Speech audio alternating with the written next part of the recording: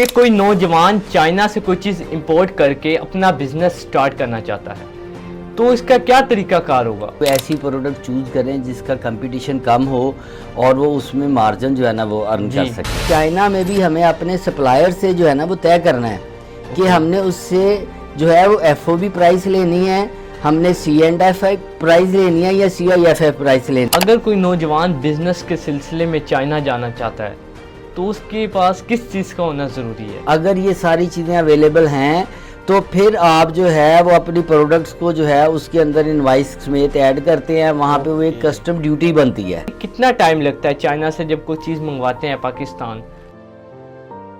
तो जी हाँ, आज मैं लाया हूँ आपके दिल के सवालात। अस्सलामुअलैकुम मियाँ साहब। वालेकुम अस्सलाम। सर कैसे हैं आप? जी बेहतरीन। अच्छा सर, आपको मज़ा तो आ रहा है हमारे साथ डिस्कशन करने में? जी बिल्कुल, बड़ा मज़ा आ रहा है और बल्कि ऑडियंस को जो है ना वो नॉलेज बड़ा अच्छा मिल रहा है। मुझे कई बच्चे और बच्चियों की कॉल्स आ रही हैं कि सर आप हमें बहुत अच्छा जो है ना वो मोटिवेट कर रहे हैं, हमें जो है वो बिज़नेस के जो बेसिक रूल्स हैं वो सिखा रहे हैं।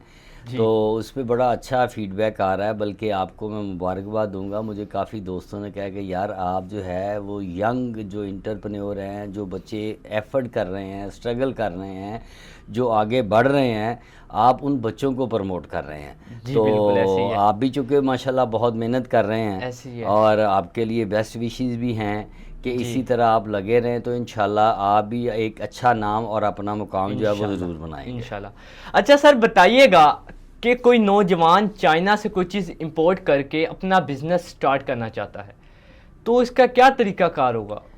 अच्छा, उसमें वासिफ साहब मैं समझता हूँ कि फ़र्स्ट ऑफ़ ऑल तो अगर आज के हमारे जो नौजवान हैं ये चाइना से कोई चीज़ मंगवाना चाह रहे हैं तो उसके अंदर सबसे पहले तो उनकी अपनी सर्चिंग कंप्लीट होनी चाहिए कि कोई ऐसी प्रोडक्ट चूज़ करें जिसका कंपटीशन कम हो और वो उसमें मार्जिन जो है ना वो अर्न कर सकें।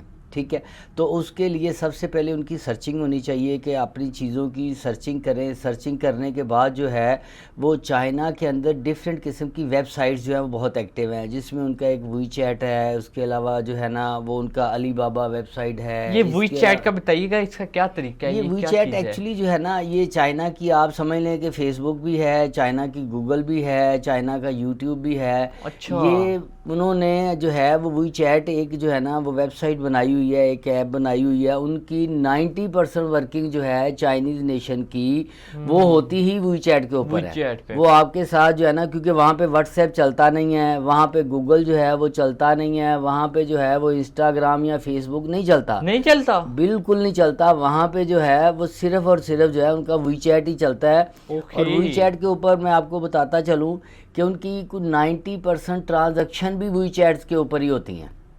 हमने ट्रैवल करना है, हमने टैक्सी में बैठना है, तो हमने जो है ना वो वहाँ पे स्कैन कर लेना उनका QR कोड। अगर हमने जो है वो कोई फूड लेना है या हम कोई किसी साइट के ऊपर जो है ना वो कोई शॉपिंग कर रहे हैं तो वहाँ पे कैश की ट्रांजैक्शन नहीं है, बल्कि बैंक जो है ना वो WeChat के साथ अटैच हैं। आप जाएंगे, स्कैन करेंगे, अपनी पेमेंट जो है ना वो ट्रांसफ़र करेंगे और आप फारिग हो जाएंगे। ठीक है, तो ये है वहाँ पे जो है ना वो चीज़ें बाय करने का तरीका। अब हम आते हैं अपने पॉइंट की तरफ, और वो ये है कि जब हमारा नौजवान जो है, आज के नौजवान चूँकि ऑनलाइन वर्किंग कर रहे हैं, और उसमें मैं आपके प्रोग्राम के तवज्जुह से एक बात ज़रूर करना चाहता हूँ कि बेशुमार नौजवान जो हैं उन्होंने बहुत बड़े बड़े नुकसान किए हैं क्योंकि उनको नॉलेज नहीं था। ऐसे ही है। अब चाइनीज़ सप्लायर को भी नहीं पता कि पाकिस्तान के अंदर इनका स्टेटस क्या है। ठीक है, अब इन्होंने ABC किसी भी वे से जो है ना इन्होंने पैसे भेज दिए। जब उनको पैसे क्रेडिट कार्ड से या मौसूल हो गए, उन्होंने वहाँ से जो है इनकी मतलूबा डिमांड जो है वो भेज दी। अब वो माल आ गया पोर्ट के ऊपर, या माल जो है ना वो आ गया एयरपोर्ट के ऊपर। अब वहाँ पे ये है कि कस्टम डिपार्टमेंट जो है उनका एक रूल है कि कंपनी होनी चाहिए, और कंपनी भी जिसके पास NTN हो, जिसके पास सेल टैक्स नंबर हो, उनके पास V-Box की ऑप्शन अवेलेबल हो। अगर ये सारी चीज़ें अवेलेबल हैं तो फिर आप जो है वो अपनी प्रोडक्ट्स को जो है उसके अंदर इनवाइस समेत ऐड करते हैं। वहाँ पे वो एक कस्टम ड्यूटी बनती है, उसका एक पूरा प्रोसेस है। अब वो कस्टम ड्यूटी बनेगी, आप पे करेंगे तो आपका माल क्लियर हो जाएगा। बट नौजवानों को चूँकि नॉलेज नहीं है, इन्होंने जो है ना वो पेमेंट भेजी और पेमेंट के अगेंस्ट क्या हुआ कि माल आया और पोर्ट पे फंस गया। जी। अब वो उस पे चाहते हुए या ना चाहते हुए भी कुछ नहीं कर सकते, क्योंकि वो कस्टम डिपार्टमेंट जो है वो उस माल को जब्त कर लेता है, जी, क्योंकि ऐसे ही उसके है। अंदर डॉक्यूमेंटेशन नहीं होती। बिल्कुल। अब उसमें अली बाबा भी अपना कोई रोल अदा नहीं करता, या अदर वेबसाइट जो हैं, इवन सप्लायर जो हैं वो भी उसमें अपना कोई रोल अदा नहीं करते। वो कहते हैं जी ओके। आपने हमें पेमेंट किया, हमने माल दे दिया, इट्स योर प्रॉब्लम कि आपके कंट्री के रूल क्या हैं, तो ये तो आपको पहले समझना चाहिए थे। तो इसमें नॉर्मली होता यही है। मैं अक्सर नौजवान जब मुझसे मशवरा करते हैं कि सर हमने परचेजिंग करनी है, तो मैं कहता हूँ कि फ़र्स्ट ऑफ ऑल तो आप जो है वो प्रोडक्ट का कंप्लीट नॉलेज लें। फिर जो है इन वेबसाइटों के ज़रिए आप वहाँ पे सप्लायर फाइंड करें। सप्लायर से आप जो है कन्वर्सेशन करें, कन्वर्सेशन करके उसकी स्पेसिफिकेशन, उसकी वेड्थ, उसकी लेंथ, उसकी हाइट और सारी चीज़ें जो हैं आप डिसाइड करें। डिसाइड करने के बाद ये है कि आप वहाँ से कुछ सैंपल मंगवाएं पहले जी। और अगर वो सैंपल आप समझते हैं कि आ गया आपके पास और उसकी क्वालिटी ठीक है, उसकी एज़ पर रिक्वायरमेंट जो स्पेसिफिकेशन है वो ठीक है, तो उसके बाद आप जो है वो पाकिस्तान के अंदर अपनी एक कंपनी रजिस्टर्ड करवाएंगे। अगर आप रियल में बिजनेस करना चाहते हैं, ठीक है, तो ये सिर्फ अभी मंगवाने का तरीका आपको बता रहा हूँ कि आप यहाँ पे फिर एनटीएन लेंगे, सेल टैक्स रजिस्टर्ड होंगे, वी बॉक्स में रजिस्टर्ड होंगे, फिर ये होगा कि आपकी एक कंपनी जो है वो यहाँ पे पाकिस्तान में बिल्ड हो जाएगी। जब आप चाइनीज़ सप्लायर से कोई चीज़ डन करेंगे तो फिर आप जो है उससे एक पैकिंग इनवाइस, उसे हम बोलते हैं पैकिंग इनवाइस, और इसी तरह एक जो है ना वो परफार्मा इनवाइस होती है। वो हम अपने सप्लायर को कहते हैं कि जी आप हमें जो है ना वो पैकिंग इनवाइस भेजें। जब पैकिंग इनवाइस हमारे पास आ जाती है तो हम अपने बैंक से कांटेक्ट करते हैं, जिस बैंक में हमारा कंपनी अकाउंट जो है ना वो ओपन है। अब वो बैंक को हम कहते हैं कि जी ये हमारी जो है ना वो $10,000 की है, $20,000 की, $15,000 की, व्हाट्सएवर, इवन $5,000 या आप उसे $2,000 भी कह सकते हैं। ये हमारी इनवाइस है जी, इसके अगेंस्ट हम वहाँ से कुछ सामान मंगवाना चाह रहे हैं।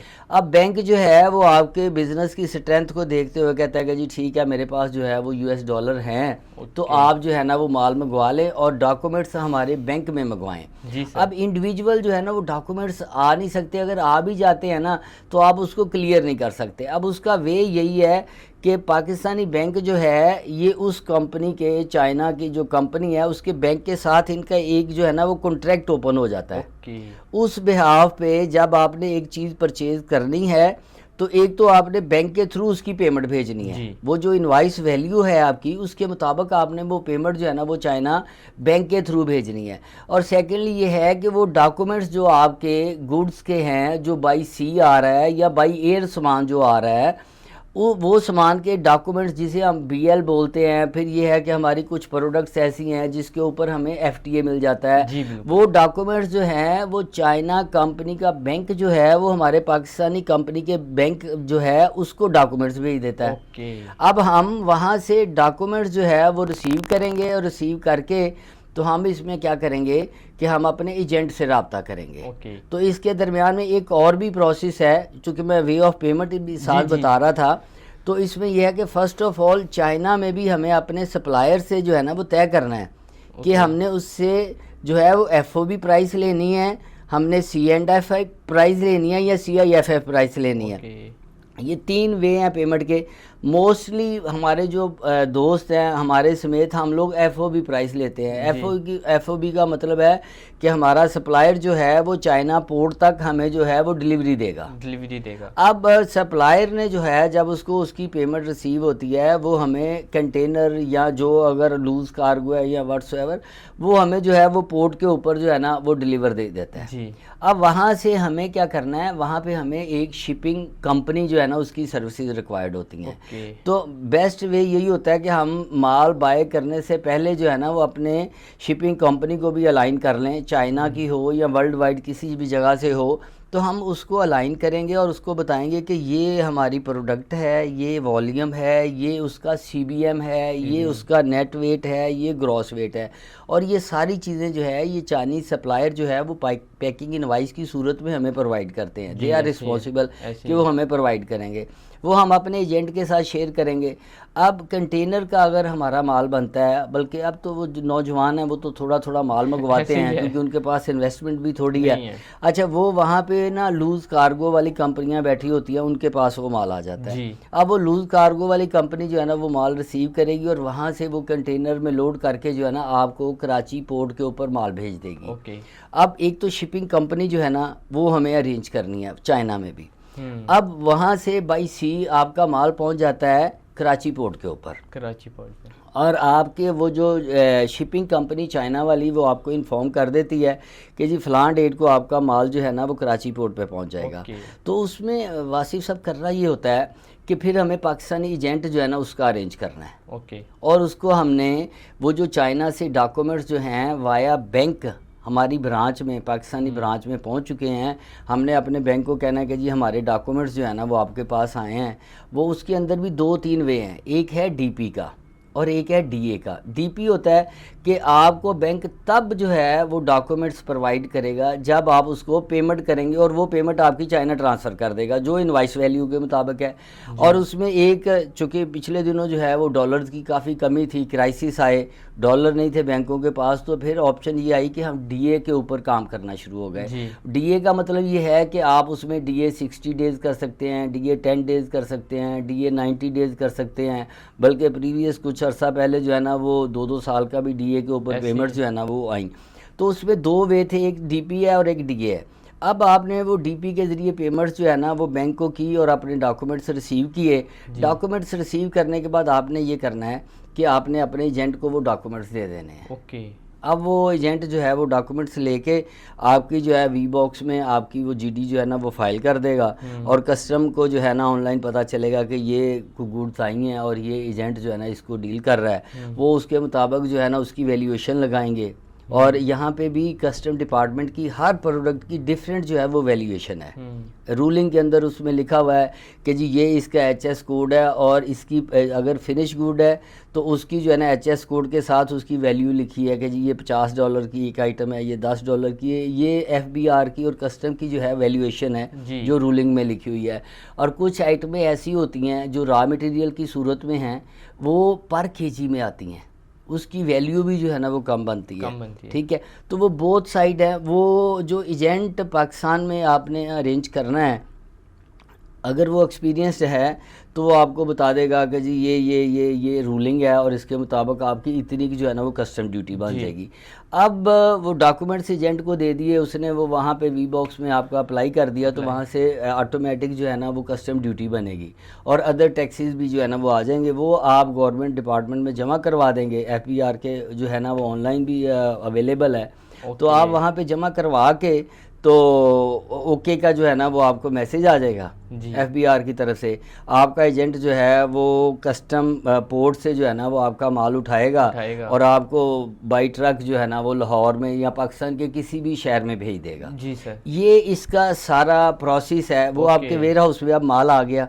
अब वहाँ पे हमने देखना ये है वासिफ साहब कि जब हम बाय कर रहे हैं ना तो हमने ए से लेके जी तक अपने एक्सपेंस को पहले ही जो है ना वो कैलकुलेट कर लेना है। हमें पता है कि हमारी कॉस्ट ऑफ गुड्स क्या है जी, शिपिंग के एक्सपेंस क्या हैं, उसके बाद बाई रोड के एक्सपेंस क्या हैं, इवन हमारे वेयर हाउस तक पहुंचने के एस्टिमेटेड एक्सपेंस जो है ना वो हमारे माइंड में होने चाहिए, ताकि हम जो चीज़ बाय कर रहे हैं कहीं ऐसा तो नहीं है कि वो चीज़ हमने चूँकि छोटी क्वांटिटी में मंगवाई और फर्स्ट टाइम मंगवाई। और चाइनीज़ सप्लायर की एक बात मैं और बता दूं कि चाइनीज़ सप्लायर फर्स्ट और सेकंड डील में प्राइस हाई रखते हैं। जब उन्हें आइडिया हो जाए कि हाँ he is a big customer और रेगुलर काम करने वाला, वो फिर जो है ना प्राइस में कुछ जो है ना वो नेगोशिएशन करके प्राइस कम कर देते हैं। अब उसमें हमने ये सारे एक्सपेंस अपने जो है ना वो अपने माइंड में पहले एस्टिमेटेड रख लेने हैं। 5% का फ़र्क हो तो वो तो चल जाता है। अब हमें ये पता चलेगा कि हमने जो प्रोडक्ट्स मंगवाई हैं उसके अंदर हमारी कॉस्ट प्राइस है, ये सी फ्रेट है, ये उसके अंदर जो है ना वो शिपिंग के चार्जेस आ गए, ये जो है पोर्ट चार्जेस आ गए, उसके साथ जो है वो हमारे जो है ट्रांसपोर्ट के चार्जेस आ गए। ये सारे ऐड करके तो हमारी एक कॉस्ट ऑफ गुड्स जो है ना वो निकल आएगी, एक वैल्यू निकल आएगी। अब उस वैल्यू के मुताबिक हमने देखना है कि क्या हमें वो मार्केट से महंगी तो नहीं पड़ रही, हमारी परचेजिंग अच्छी है। क्योंकि बिज़नेस की पहली की यही है कि आपकी परचेजिंग अगर अच्छी है तो आपकी सेलिंग अच्छी है, ऐसे ही है। और अगर आपने एक्सपेंसिव बाय की तो आपकी सेलिंग डिस्टर्ब होगी। क्योंकि आपके अदर कंपटीटर भी हैं, वो सस्ती बेचेंगे। ऐसे ही है। ठीक है, तो उसमें आपने ये कैलकुलेशन पहले निकाल लेनी है। उसके बाद आपने ये करना है कि प्रोडक्ट आपके वेयर हाउस में आ गई है, तो फिर उसके लिए आपके पास एक ग्राउंड होनी चाहिए। जी। और ये ऑर्डर देने से पहले ही आपको इस पे भी वर्किंग काम करनी करना है पड़ेगा। कि आपके जो है ना वो जो सोशल मीडिया के पेजेस हैं, वेबसाइट है, या आपके जो फेसबुक है, कोई टिकटॉक है, यूट्यूब है, तो उसके ऊपर आपके पास जो है ना वो एक ग्राउंड होनी चाहिए। एक ग्राउंड जो है वो आपकी फिज़िकली मार्केट में होनी चाहिए जी। कि आपका माल आ रहा है। मेरा माल अगर चाइना से जब निकलता है तो मैं उसी वक्त अपने क्लाइंट्स को इन्फॉर्म कर देता हूँ कि जी इस आर्टिकल की ये चेयर आ रही है, इस मॉडल की ये चेयर आ रही है, ये पार्ट्स आ रहे हैं। सम टाइम होता है कि कंटेनर जो है ना ऑन द वे होता है और हम उसको सेल कर चुके होते हैं, क्योंकि हमारे पास उसकी एक ग्राउंड बन चुकी होती है। तो इसमें बेसिक ये 2 3 4 तरीके हैं जो मैंने आपको गाइड किए हैं। और उसके बाद जो है ना सबसे ज़्यादा आज का नौजवान चूँकि इमोशनल होता है, वो सोचता है अच्छा ये तो बहुत महंगी आई है, ये बिकनी नहीं है, ठीक है, तो वो लॉस करना शुरू कर देता है और वो डिसअपॉइंट हो जाता है। अब उनको मैं ये कहता हूँ कि इसको जो है ना वो बड़ा ही पैशन के साथ करना है और बड़ा ही सब्र के साथ आपने करना है। ठीक है, इसमें slow and steady win the race है। आप ज़रूर जीतेंगे अगर आप इसको जो है वो पैशन के साथ करते रहे और पेटेंस के साथ करते रहे, तो फिर आप जो है इसमें आहिस्ता आहिस्ता जो है वो कामयाब होना शुरू हो जाएंगे। ओके सर, काफ़ी कुछ आपने एक ही सवाल के अंदर बता दिया, वैसे ये बड़ी बात है। और सर बताता चलूँ कि जितना फ़ायदा नौजवान ले रहे हैं ना इस वीडियो से, क्योंकि ये मेरे लिए मैंने बहुत कुछ सीखा इस वीडियो से। आपको बताया, आपने बहुत कुछ बताया है एक नौजवान अपना बिजनेस कैसे कर सकता है, वो भी चाइना से चीज़ें इंपोर्ट करके। आपने सारी बात बता दी।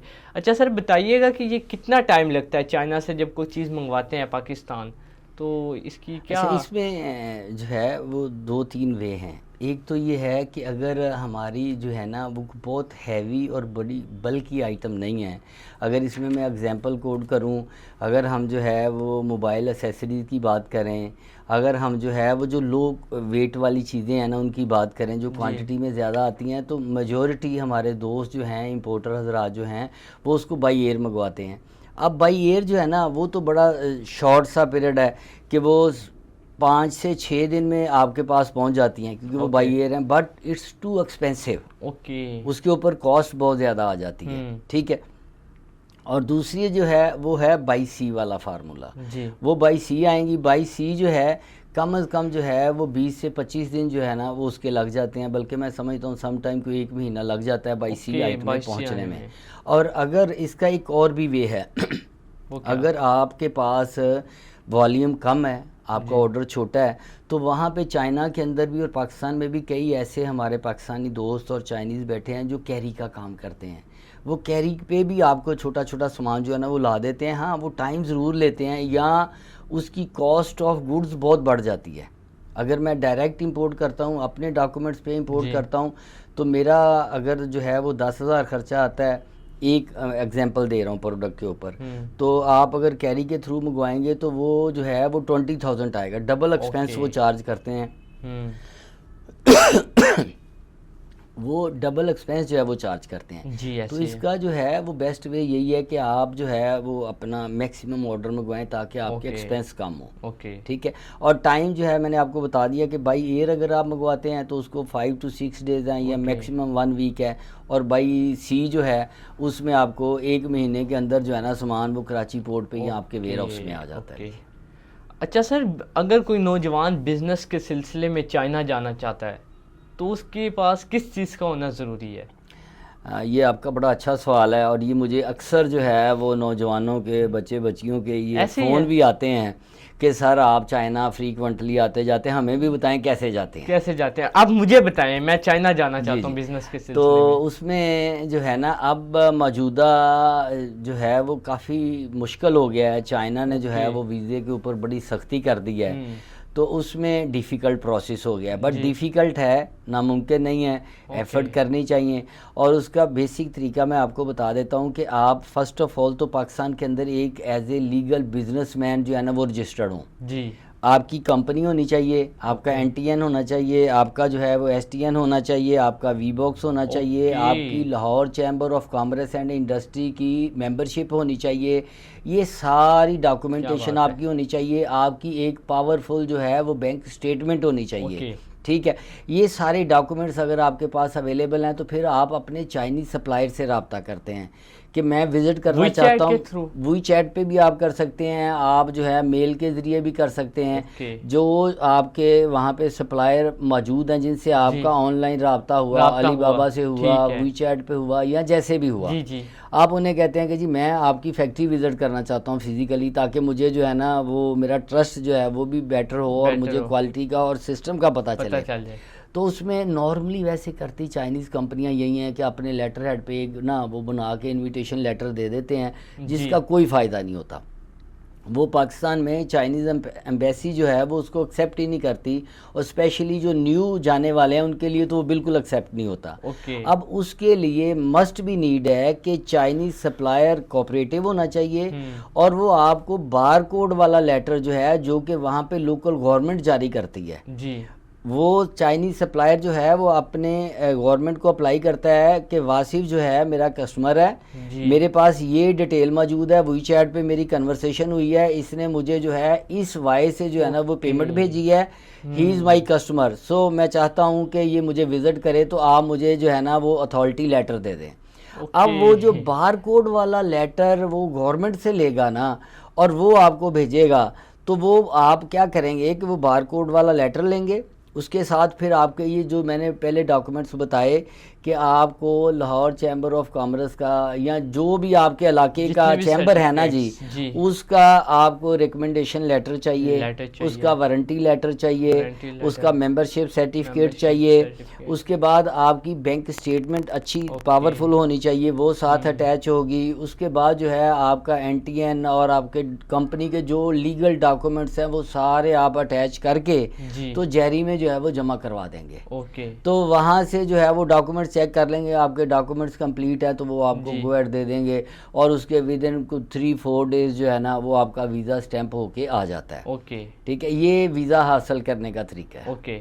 अच्छा सर, मुझे बताइएगा मुश्किलात आती हैं चाइना, आप शायद जाते रहते हैं, कभी मुश्किलात आई हैं आपके ऊपर? जी, चाइना में बहुत ज़्यादा मुश्किलात आती हैं। वहाँ पे हमारे जो PhD दोस्त हैं या जो माशाल्लाह बड़ी हाई फाई क्वालिफ़िकेशन वाले लोग हैं वो वहाँ पे फ्लॉप हैं, क्योंकि चाइनीज़ को इंग्लिश जो है वो नहीं आती, और अच्छा? वो कोशिश भी नहीं करते। अब उनकी न्यू जनरेशन ने लर्न करना शुरू की है। प्रीवियस हमारे दौर में तो यही चलता रहा कि बॉडी लैंग्वेज से हम अंडरस्टैंड उन्हें करवाते हैं, वहाँ पे इंग्लिश काम नहीं आती। ठीक है, और ये बहुत बड़ा मसला है कि हम लोग अगर विदाउट जो है वो यहाँ से इंफॉर्मेशन लिए वैसे अगर चाइना चले जाएं तो हम बहुत परेशान होते हैं। ओके। ठीक है, मैं एक आपको यहाँ पे वाकया सुनाता हूँ, बड़ा दिलचस्प वाकया है। जब मैं फ़र्स्ट टाइम चाइना गया, चूँकि बच्चे भी जाते हैं तो वो परेशान होते हैं, तो एयरपोर्ट के ऊपर आप किसी को अंडरस्टैंड नहीं, पहले तो ये है कि आपकी सर्चिंग हो। चाइना जो है ये तो बहुत बड़ा है। ओके। उसके आप किस सूबे में जाना चाहते हैं, किस एयरपोर्ट पे जाना चाहते हैं, फ़र्स्ट ऑफ ऑल तो आपको ये पता होना चाहिए। आपने ग्वांजू जाना है, आपने जो है वो ईवू जाना है, आपने बीजिंग जाना है, आपने जो है ना वो हुबे जाना है, आपने जो है ना वो NG जाना है, जहाँ जाना है उसके करीबी एयरपोर्ट को आपने चूज़ करना है। और सेकेंडली ये है कि जब आप वहाँ पे पहुँच जाते हैं तो बेस्ट वे ये है कि हमें खुद से रिस्क नहीं वहाँ पे लेना, बल्कि हमें वहाँ पे जो है ना कोई एजेंट हायर कर लेना चाहिए, ताकि वो कंपनी से सेल परचेज भी कर सके और उसमें चीटिंग ना हो, और वो क्वालिटी को भी बाद में चेक करके तो आपका सामान लोड करवा सके। तो ये सारा एक प्रोसेस है। अच्छा, ये वैसे लग ऐसे ही रहा है जो बड़ा डिफ़िकल्ट है, बट डिफ़िकल्ट नहीं, ये रूटीन में फ़र्स्ट टाइम होता है, बाद में आपकी प्रैक्टिस बन जाती है। ठीक है, तो उसमें जब आपने वो एजेंट हायर कर लिया ना, तो आपने उस एजेंट को अपना शेड्यूल बता देना कि मेरा ये फ़्लाइट का स्केड्यूल है, वहाँ पे वो टैक्सी अरेंज करेगी, क्योंकि वो टैक्सी वाला जो है ना उसको भी इंग्लिश नहीं आती। ठीक है, अब तो थोड़ा आसान ये हो गया कि अगर आपके पास WeChat डाउनलोड है और WeChat पे आप ट्रांसलेटर लगा के उसको एक्सप्लेन कर देते हैं तो देन वो समझ आता है। अदरवाइज़ पहले तो बहुत मुश्किल थी। अब ये है कि वो टैक्सी वाला आपको आपके होटल पे भेज देगा। अब आप होटल पे चले गए हैं तो जो होटल रिसेप्शन पे भी खड़ा ना उसको भी इंग्लिश नहीं आती, और वहाँ पे इंग्लिश का बड़ा मसला है। सर क्यों? वो इंग्लिश तो नॉर्मल है हर एक्चुअली किसी वो को। कहते हैं जी कि हाँ वो अपनी जो लैंग्वेज है ना उसके ऊपर वो प्राउड फील करते हैं। वो कहते हैं जी हमारी लैंग्वेज सीखें, हम किसी की लैंग्वेज नहीं सीखेंगे। क्या बात है। ठीक है, तो इसलिए वहाँ पे वो ट्रांसलेटर यूज़ करके तो वो कर लेते हैं कन्वर्सेशन, बहरहाल डिफ़िकल्ट है। लेकिन पाकिस्तान में मसला है, पाकिस्तान जिसको में तो इंग्लिश नहीं आती ना उसको कुछ समझा ही नहीं हाँ जी, जाता। हाँ जी, हम तो यहाँ पे एहसास कमतरी का शिकार है ना, हम अपनी लैंग्वेज को जो है ना वो प्रेफर नहीं करते, बल्कि हम इंग्लिश को बहुत ज़्यादा जो है ना प्रेफर वो करते प्रेफर हैं। करते हैं। तो वहाँ पे डिफरेंट है, वहाँ ओके। पे तो ये है कि वो लोग खुश होते हैं अगर हमें चाइनीज़ आती हो, हम उनके साथ चाइनीज़ में बात करें तो वो बड़ा खुश होते हैं। ऐसे ही है ठीक है, बिल्कुल। तो ये इसमें सिर्फ ये है कि डिफ़िकल्टीज़ में ये सारी प्रॉब्लम जो है ना ये साथ साथ चल रही जी, होती जी। हैं।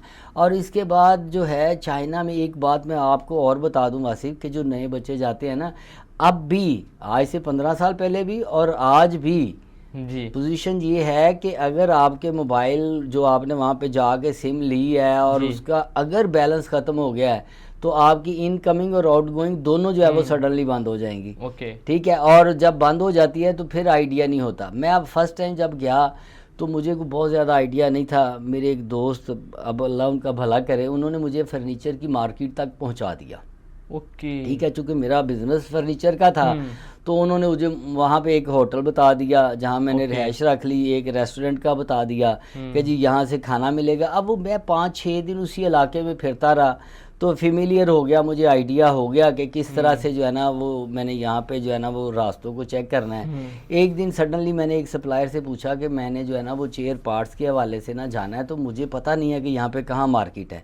वो भी बॉडी लैंग्वेज से मैंने उसको समझाया, कोई तस्वीरें दिखा के समझा दिया, वो समझ गई।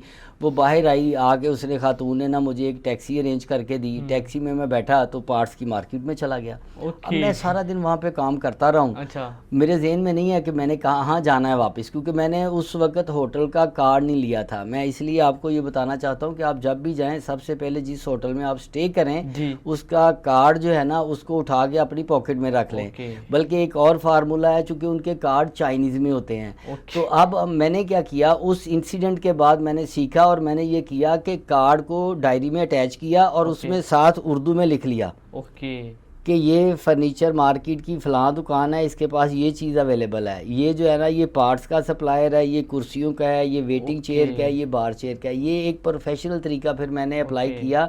पर उस वक्त जब मैंने अच्छा खासा एक झटका जो है ना वहाँ पे खाया, वो क्या? तो वो ये था कि जब मैं पार्ट्स मार्केट में चला गया वहाँ पे मैंने सारा दिन लगाया। 6 बजे मार्केट बंद होना शुरू हो गई। अब मैं 6 बजे जब मेन पे आया ना, तो अब मैं समझ नहीं पा रहा कि मैंने राइट जाना था कि लेफ़्ट जाना है, मैं आया किधर से हूँ।